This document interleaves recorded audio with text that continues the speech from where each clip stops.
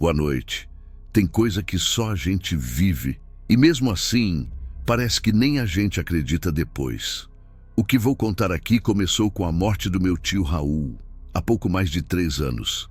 Ele era irmão da minha mãe, mas sempre foi diferente, quieto, antissocial. Não era de visita, de abraço, de conversa comprida. Morava sozinho numa casa afastada, na beira da estrada que liga o povoado de Campo Mourão à parte mais alta da serra. O povo dizia que era gente de cabeça esquisita, mas minha mãe sempre o defendeu. O Raul só não gosta de barulho, ela dizia. E rádio, né? Isso ele gosta mais do que gente. Era verdade.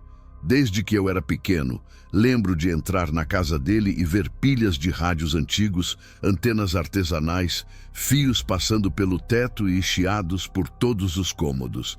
Ele vivia ouvindo transmissões de longe. Dizia que conseguia pegar frequência da Bolívia, da Argentina e até uns códigos que não eram de lugar nenhum. Na época, eu ria. Hoje, não rio mais. O enterro dele foi simples. Pouca gente foi. Ele nunca casou, não teve filhos, mal conversava com os vizinhos. Minha mãe herdou o terreno e me perguntou se eu queria ficar com a casa. Não quero vender, filho, mas se quiser reformar, cuidar, tá no seu nome agora. Eu aceitei. Estava desempregado, com uns bicos travados na cidade, e confesso que a ideia de passar um tempo longe do tumulto me agradava. Fui para lá em janeiro. Cheguei numa tarde seca, céu claro demais. Calor grudado na nuca. A casa estava do mesmo jeito que sempre foi. Pintura velha, varanda com ganchos enferrujados e uma antena gigantesca de alumínio apontando para o céu feito uma lança. Abri com a chave que minha mãe me deu. E logo no primeiro passo dentro da casa, o som veio. Chiado, fraco, mas vindo de algum cômodo. Pensei que fosse coisa da minha cabeça. Mas fui seguindo o som. No quarto dos fundos, encontrei um rádio portátil ligado. Ligado mesmo, com a luz vermelha acesa. Mas a casa estava sem energia. Eu verifiquei. O disjuntor estava abaixado. Nenhum outro aparelho ligava, mas o rádio, sim, transmitia um ruído intermitente, como uma série de estalos metálicos, seguidos por um apito longo e abafado. Gravei no celular. Desliguei o rádio. O chiado parou. Naquela noite, dormi mal. A casa rangia. Parecia que os fios nas paredes respiravam, como se tudo ali ainda funcionasse, mesmo desligado. De madrugada, acordei com um som vindo da varanda. Era um estalo de plástico e ferro. Tipo o barulho que rádio velho faz quando esquenta. Fui até a sala. O rádio estava ligado de novo. Dessa vez, sem som. Só uma luz acesa. Mas quando cheguei perto, ele sintonizou sozinho. E aí veio uma voz, baixa, arrastada, falando um idioma que eu não entendia, repetindo frases que pareciam números, seguidas por estalos curtos. E então, a voz disse meu nome. Clara, nítida, no meio do chiado. Lucas. Na manhã seguinte, tentei racionalizar. Talvez eu estivesse cansado, impressionado, sugestionado pela lembrança do tio. Mas a gravação ainda estava no meu celular. Voltei o áudio, repeti várias vezes. A voz dizia claramente, Lucas. Só que ninguém na vila sabia que eu ia estar ali naquela noite. Peguei aquele rádio portátil, examinei por todos os lados. Nada anormal, nenhuma pilha. Nenhuma fonte de energia, mas quando eu virava a antena dele para norte, o sinal voltava. Sempre a mesma estrutura. Ruído, estalos, número, pausa e uma voz diferente a cada vez. Algumas falavam como se estivessem sussurrando do outro lado de um corredor. Outras pareciam sair de dentro da própria casa. Fui até o antigo cômodo onde o tio guardava os rádios maiores. A chave estava pendurada do lado da porta. Lá dentro, encontrei 2 cadernos grossos escritos à mão. Anotações com datas, horas, coordenadas. Transcrições de vozes, frases sem sentido aparente. A mesma mulher voltou a falar. Hoje a transmissão foi em português, mas não é daqui. 0804. Disseram que estavam a caminho. Ouvi alguém na porta. Não abri. Ela voltou a repetir o nome da minha irmã. Minha mãe. Achei também um mapa rabiscado, com pontos marcados em vermelho no sertão e em serras do interior. E na parte de trás da folha, uma frase: "Eles vêm pelo som." Fiquei gelado. Nos dias seguintes comecei a notar coisas pequenas, mas que pareciam testando minha sanidade. Certa noite, ouvi alguém batendo na porta da frente. 3 batidas secas. Levantei com o coração disparado. Olhei pela fresta da janela. Ninguém. Mas no rádio do corredor, uma nova transmissão começou. Estalos, uma voz fina, quase infantil, e uma risada, seca, como se zombasse de mim. Fui até o rádio. Ia desligar. Mas antes disso, a voz disse novamente: "Lucas, por que você voltou?" Depois daquela noite, minha única vontade era ir embora. Fiz a mala de madrugada, desliguei os disjuntores, joguei o rádio velho dentro de uma caixa e saí. No caminho até a estrada principal, notei o silêncio exagerado.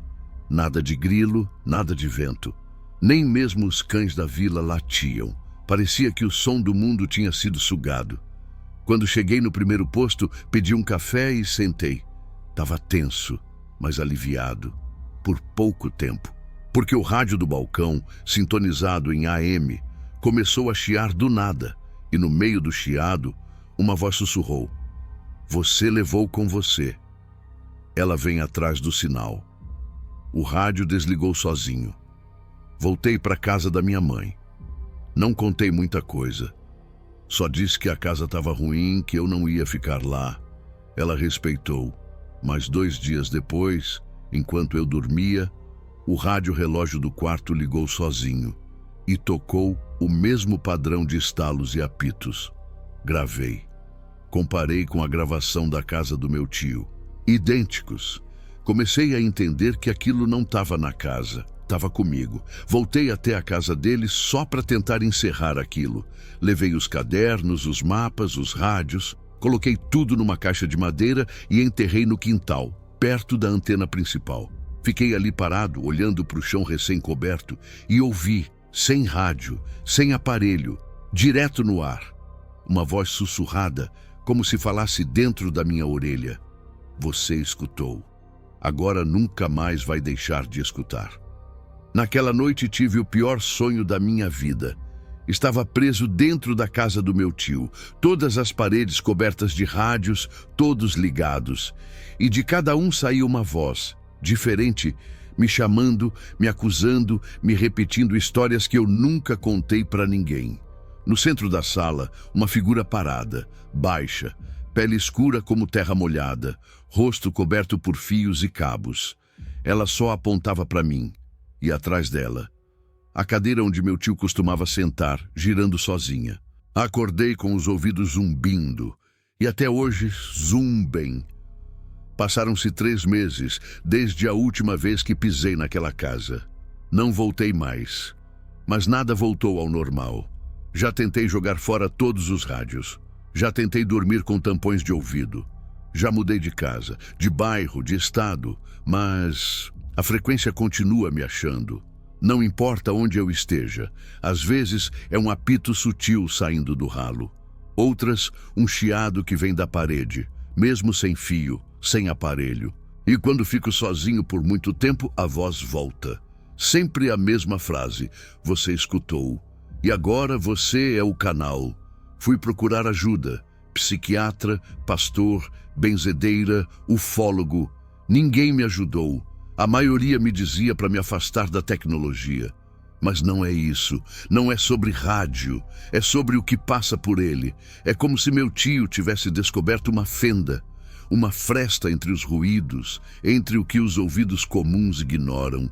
E eu, sem querer, herdei essa escuta. Descobri recentemente que não sou o único. Encontrei um fórum antigo na internet, um grupo que discute sinais fora do espectro civil, Gente de lugares diferentes, descrevendo as mesmas sequências, estalos, números, nomes, comandos, e quase todos relatam a mesma consequência: a presença. Uma entidade sem forma, sem rosto, mas com som. Ela não aparece, ela não invade, ela transmite. E uma vez que você escuta, ela fica dentro do seu silêncio.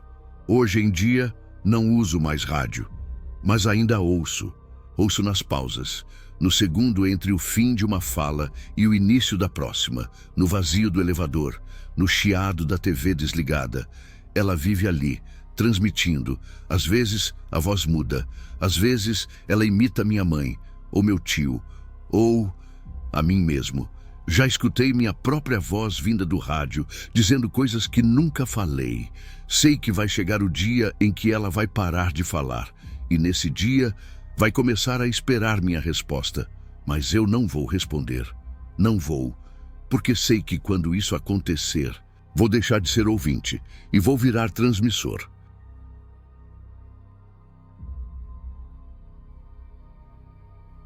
Boa noite. Não sou de falar muito, nunca fui, mas tem coisa que a gente guarda por tempo demais. E uma hora ela começa a pesar. O que eu vou contar aqui não é invenção. Também não é algo que eu entendo direito até hoje. Mas foi real. Real demais para esquecer. Aconteceu no interior de Minas, numa vila chamada São Domingos da Serra.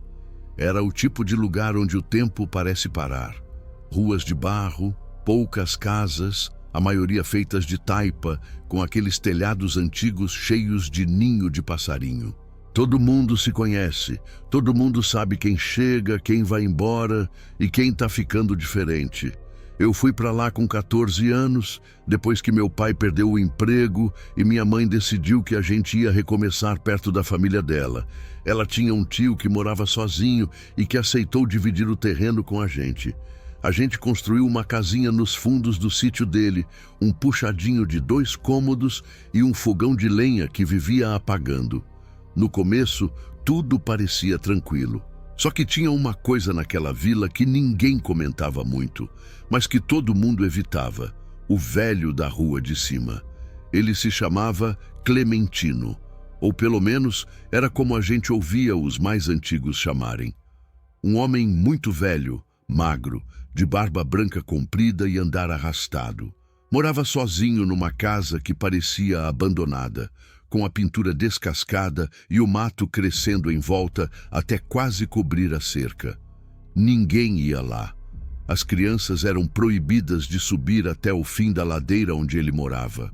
Os adultos desviavam o olhar quando passavam em frente, mas o que mais chamava a atenção mesmo era o seguinte: ele falava sozinho, todo dia, todo santo dia. Não era murmúrio de velho caducando, era conversa mesmo, como se tivesse alguém com ele.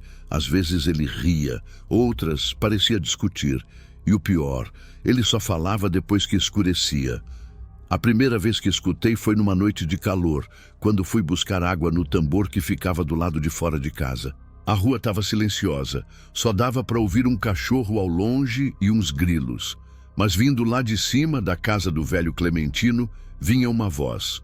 Primeiro fraca, depois mais forte. Não, hoje não. Pausa. Já disse que eu não vou fazer isso de novo. Pausa. Eles estão escutando. Eles sempre escutam. Eu congelei ali mesmo com o balde na mão. Não tinha luz na casa dele, só o clarão da lua batendo no telhado quebrado. Não dava para ver ninguém, mas a voz continuava. E mais de uma. Tinha outra voz respondendo. Uma voz mais baixa, arrastada, que parecia sair do fundo da terra. Eu juro por tudo que ouvi isso. Não entendi o que dizia, mas era uma resposta. No outro dia, perguntei para minha mãe sobre o Clementino. Ela só disse: deixa ele para lá. O que ele carrega não é coisa da nossa conta. Insisti. Ela me olhou com um olhar que eu nunca tinha visto antes. Um misto de pena e de medo. Ele já perdeu gente demais, e tem gente que, quando perde, não aceita. Fica presa. Aquilo ficou na minha cabeça. Nas semanas seguintes, comecei a prestar mais atenção. Toda noite, entre 8 horas e 9 horas, a voz dele começava. Nunca gritava, nunca parecia pedir ajuda, mas era constante, como um ritual. E aí vieram os ruídos, porta batendo, madeira rangendo, passos no piso de dentro. Mas a casa era vazia. Dava para ver que não tinha mais ninguém lá. Teve uma noite em que o cachorro do vizinho subiu até perto do portão dele e começou a uivar. Não latir, uivar como se estivesse sentindo alguma coisa que os outros não sentiam. O Clementino saiu com uma lamparina acesa, olhou para o cachorro e disse: "Você também vê, né?" O cachorro parou na hora e foi embora com o rabo entre as pernas. Passaram-se algumas semanas. Eu tentava me manter longe daquele assunto, mas toda vez que caía a noite e eu escutava as vozes, alguma coisa me puxava para a janela. Não era curiosidade boba, era incômodo. Tinha noites em que eu acordava suando, com a sensação de que tinha alguém no quintal. Uma madrugada dessas, ouvi passos do lado de fora da janela da cozinha. Não de bicho, passos de gente. Eram lentos, como se a pessoa estivesse descalça e arrastando os pés no chão batido. A lamparina da cozinha estava acesa. A chama tremeu sem vento. Fiquei parado, gelado, segurando a respiração.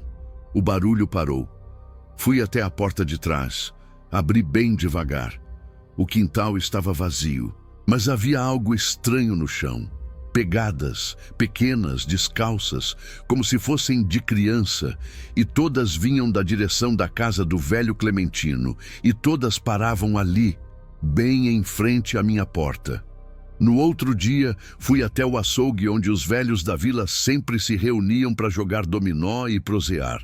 Esperei a conversa esquentar e soltei: "E aquele Clementino lá da rua de cima, hein?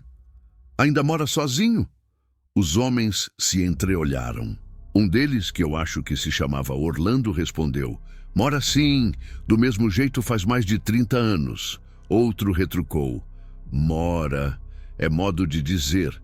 Aquilo lá já virou alma em carne, só o corpo que não sabe que morreu." Ninguém riu, ninguém desmentiu, só o silêncio. Foi então que o Orlando falou mais baixo: "Você sabia que ele teve uma filha, bem novinha, sumiu de um dia para o outro? O povo diz que fugiu, mas tem quem diga que nunca saiu daquela casa." Voltei para casa com isso na cabeça. Naquela tarde fui andando até o fim da rua, parei uns metros antes da casa dele. O mato tinha crescido até os joelhos. O portão estava aberto. Não vi ninguém, mas senti o cheiro. Cheiro de vela queimada e terra molhada. Mas ali não chovia há dias. Do nada, ouvi a voz dele. Não alta, não gritando, mas clara. Ela não foi embora. Eu já disse, ela ainda está aqui. Seguido de um sussurro abafado. Eu corri. Naquela noite, não consegui dormir. Fiquei virando na cama com a mente acelerada. Às 2h47, as vozes começaram, mas dessa vez tinham 3. A dele, a daquela outra, arrastada e baixa, e uma terceira, de criança. Meu estômago virou.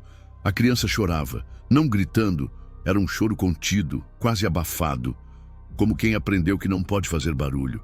E o velho dizia: "Eu tô aqui, minha filha, papai tá aqui." E logo em seguida, a outra voz respondeu: "Mentiroso." Aquilo me arrepiou dos pés à cabeça. Na manhã seguinte, fui direto até minha mãe. Contei sobre as vozes, as pegadas, o choro. Ela não me interrompeu nenhuma vez, só ficou olhando para o nada até que disse: "Seu avô contava que o Clementino era homem de gênio ruim, muito ruim. Mandão, possessivo, vivia trancando a filha dentro de casa. Ninguém podia ver nem brincar com ela. Dizem que ela tinha uns 7 anos quando sumiu." Parei, engoli seco. E ninguém procurou? Procuraram. Mas ele dizia que ela tinha ido embora com a mãe. Só que a mãe dela já tinha morrido fazia tempo. Eu senti a espinha gelar. Ela completou: "Foi aí que o povo da vila parou de subir aquela rua. Naquela noite, dormi mal. Sonhei com passos no barro, com uma menina sentada no escuro, sem rosto, só chorando. e uma porta rangendo sozinha, abrindo devagar. Acordei com o som de madeira estalando. Olhei o relógio, 3h17 da madrugada. As vozes estavam mais fortes. Levantei, fui até o quintal. De novo, pegadas no chão. Só que dessa vez, tinham marcas de mão na parede da cozinha. Mãos pequenas, de criança. Decidi que não dava mais para ignorar. No outro dia, com a luz do sol batendo forte, subi até a casa do velho. Bati palma no portão. Seu Clementino? Nada. Empurrei devagar. O mato fez ruído seco nos meus tornozelos. Com licença, tá tudo bem aí? A porta da casa estava só encostada. Olhei em volta. Nenhum vizinho por perto. Entrei. O cheiro de vela derretida e poeira tomou meu nariz. A sala era escura, apesar do sol. Cortinas pesadas bloqueavam quase toda a luz. Uma poltrona no canto, um rádio antigo desligado, uma estante com bonecos de pano empoeirados e fotos, várias fotos de uma menina, mesmo vestido, mesmo rosto, em todas, coladas direto na parede, com prego, como se ele quisesse manter ela ali dentro para sempre. Ouvi um barulho vindo do fundo da casa. Fui seguindo devagar, até chegar a uma porta fechada. A maçaneta estava fria, muito fria. Girei. O quarto estava quase sem móveis. Só uma cama pequena e uma boneca sentada no meio, virada para o canto. E uma cadeira de balanço, que se mexia, sozinha. Eu parei. O ar ali era denso, como se fosse difícil respirar. E então do corredor ouvi: ela gosta quando alguém visita. Virei assustado. O velho estava parado ali, olhando para mim. Ele não parecia bravo, nem surpreso, só cansado. Ela ainda espera, sabe? Todo dia naquela cadeira. O senhor tá bem? Ele sorriu, fraco. Bem, não. Mas acostumei, não tem como sair quando a culpa vira casa. Ficamos em silêncio por uns segundos. Então ele disse: tem coisa que a gente faz que gruda no mundo, mesmo que ninguém veja, mesmo que ninguém saiba. A casa lembra, a casa não perdoa. E aí ele apontou para o chão, perto da cama. Foi ali. Fiquei imóvel. Eu só queria que ela me escutasse, só mais uma vez. Mas agora ela escuta tudo, até quando eu não falo. Ele se virou e entrou no corredor. Eu fui embora sem dizer mais nada. No dia seguinte, Clementino foi encontrado morto, sentado na poltrona, de olhos fechados, com uma vela acesa na mão. Diziam que foi do coração, mas naquela noite a vila ficou acordada, porque as vozes continuaram, mesmo sem ele na casa. E agora, vem de vários lugares ao mesmo tempo. Depois do enterro do velho Clementino, muita coisa mudou na vila. Ou melhor, muita coisa parou. A rua de cima ficou mais vazia do que já era. Ninguém passava por ali nem de dia. A casa dele foi deixada do jeito que estava. Ninguém quis entrar para limpar nem pegar nada, nem mesmo os poucos parentes distantes que apareceram no velório. Era como se todo mundo soubesse que aquela casa não queria ser tocada. Alguns diziam que era luto, outros que era respeito, mas eu sabia que era medo, porque nas noites seguintes à morte dele, as vozes continuaram, exatamente no mesmo horário, mesma intensidade, às vezes a risada, às vezes o choro, às vezes a cadeira rangendo no quarto dos fundos. Um mês depois, fui embora daquela vila. Voltei para a cidade, terminei meus estudos, trabalhei, casei, mudei de estado. Fiz de tudo para esquecer, mas esquecer mesmo eu nunca consegui, porque de vez em quando as vozes voltam, mesmo aqui, em outro lugar, em outra vida. Elas aparecem quando tudo está quieto demais, quando a luz da madrugada acende sozinha, quando o cachorro da rua começa a uivar sem motivo, quando o vento traz cheiro de vela queimada e terra molhada. E o pior, não é só comigo. Um amigo meu que ficou na vila me ligou uns meses atrás. A voz dele tremia. Disse que um casal novo se mudou para a casa do velho Clementino. Gente que não sabia de nada. Vieram de fora, compraram o terreno por preço de banana e nas primeiras semanas tudo parecia bem, mas depois começaram a escutar passos e vozes, primeiro nos cômodos vazios, depois no quarto da filha e, por fim, dentro do próprio quarto deles. Disseram que a filha pequena do casal, de 6 anos, começou a conversar sozinha toda noite. Perguntaram com quem ela falava. Ela respondeu: com a menina da cadeira. O casal se mudou 2 semanas depois. Deixou tudo para trás. E desde então a casa está como sempre foi, fechada, trancada, mas cheia de som. Porque o que vive ali não precisa de gente para continuar, só precisa de silêncio e de alguém disposto a escutar. Hoje eu entendo que o velho Clementino nunca falou sozinho. Ele só era o único que ainda escutava, e quando ele foi embora, alguém teve que continuar escutando.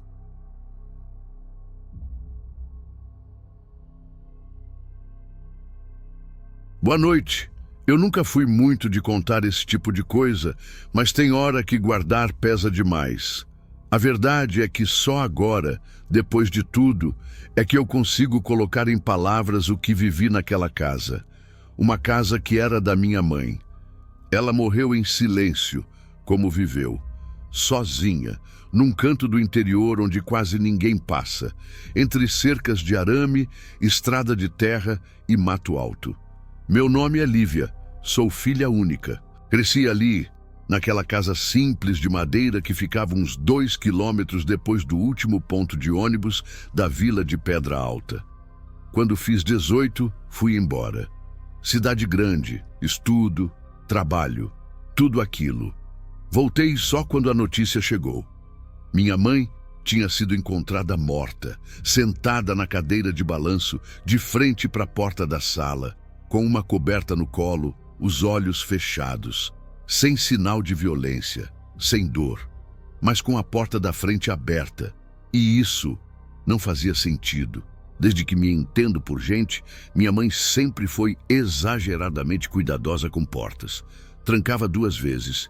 Conferia, puxava, testava, sempre dizia: porta aberta chama coisa de fora, e tem coisa que não pode entrar. Na infância, eu achava que era só mania. Depois, descobri que aquilo tinha nome: medo. Mas no dia em que ela morreu, os vizinhos, um casal de lavradores que morava do outro lado do riacho, disseram que a porta da frente estava escancarada. E não parecia forçada. Estava apenas aberta. E mais, eles disseram que isso acontecia com frequência. Ela sempre deixava a porta aberta à noite, disse a vizinha sem baixar o tom, dizendo que era para o menino entrar. Que menino? Perguntei. Ué, o filho dela. Eu sou a filha. Ela não tinha outro. A mulher me olhou com pena. Ela dizia que tinha, e que ele ainda vinha visitar toda noite. Eu tentei ignorar.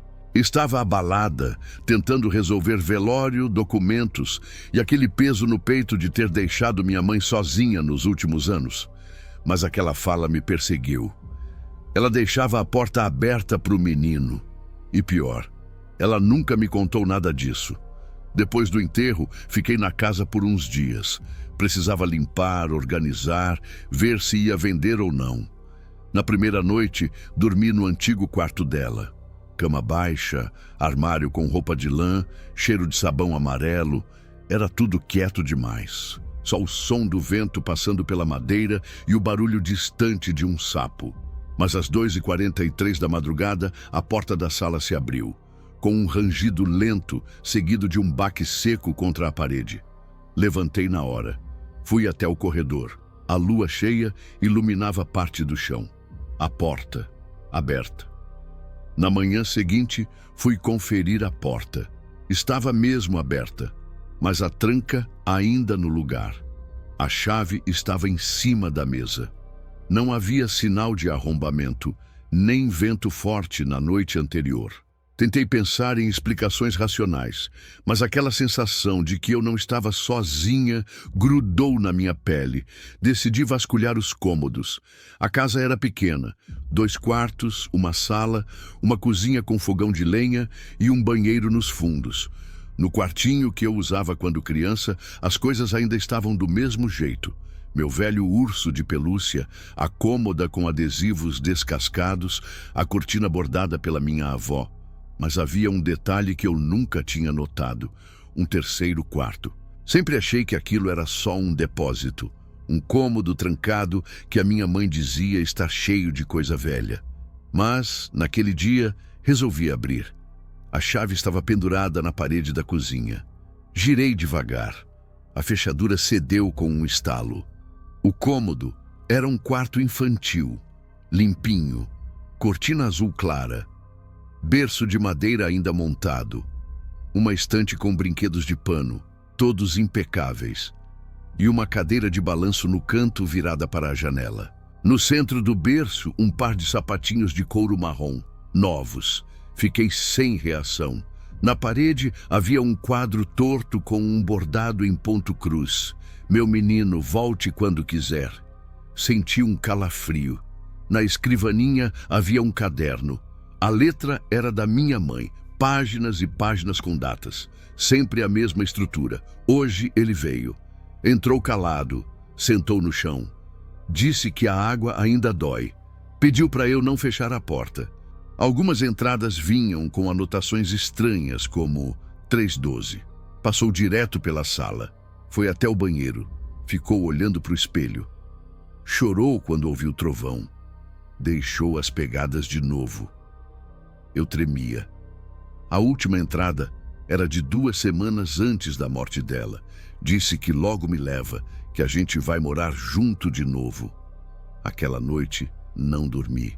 Deitei, fechei os olhos, mas o silêncio era denso demais. Dava para ouvir o rangido dos móveis, o estalo do forro e um som repetido como gotas pingando em água parada. Olhei pela janela. Não chovia. Levantei.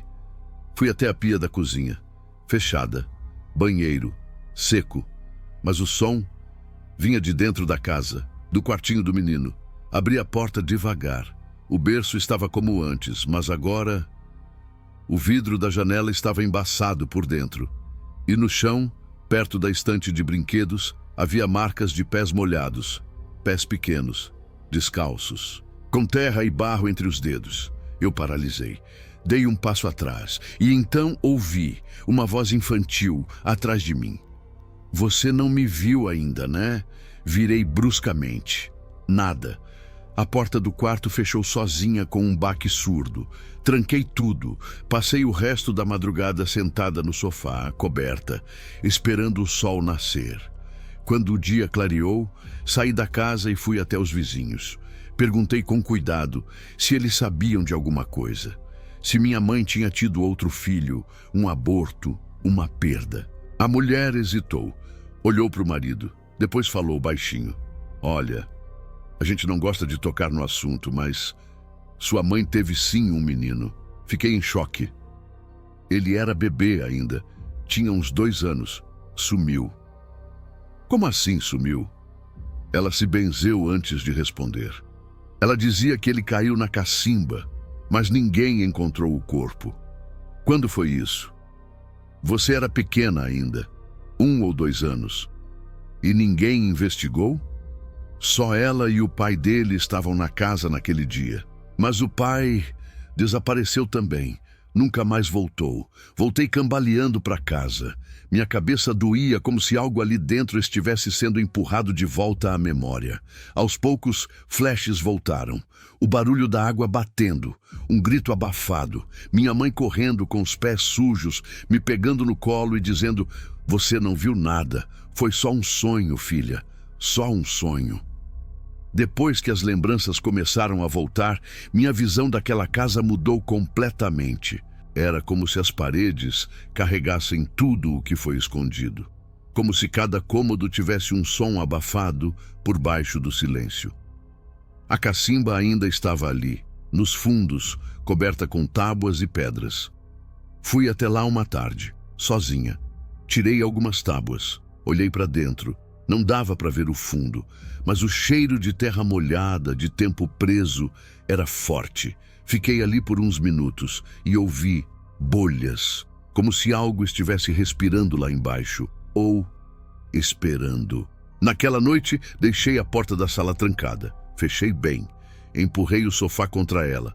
Mas às 3:06 da madrugada, o rangido soou de novo. Levantei. A porta estava aberta. O sofá ainda encostado. E na entrada da sala, pegadas pequenas, molinhas, de terra, que iam até o quarto da minha mãe. Segui. Na cama, os lençóis estavam afundados, como se alguém pequeno tivesse deitado ali. E a cadeira de balanço no canto se movia, sozinha, num ritmo lento, como o coração de alguém que ainda espera ser visto. Não consegui sair da casa naquele dia, nem no seguinte, nem no mês seguinte, porque todo fim de tarde alguém bate na porta, e se eu não abro, a janela do quarto do menino se abre sozinha, e a voz sussurra: "Mamãe deixava, você também tem que deixar. Hoje eu não tranco mais a porta. Deixo aberta, como ela fazia. Não por medo, mas porque de alguma forma que eu não sei explicar, a presença dele alivia a solidão. Mesmo que ele não fale, mesmo que só caminhe em silêncio e me olhe do canto da sala, mesmo que ainda esteja molhado. E às vezes, só às vezes, quando o vento bate do lado errado, eu escuto minha mãe dizer: agora somos nós três de novo, só nós três. E a porta continua aberta.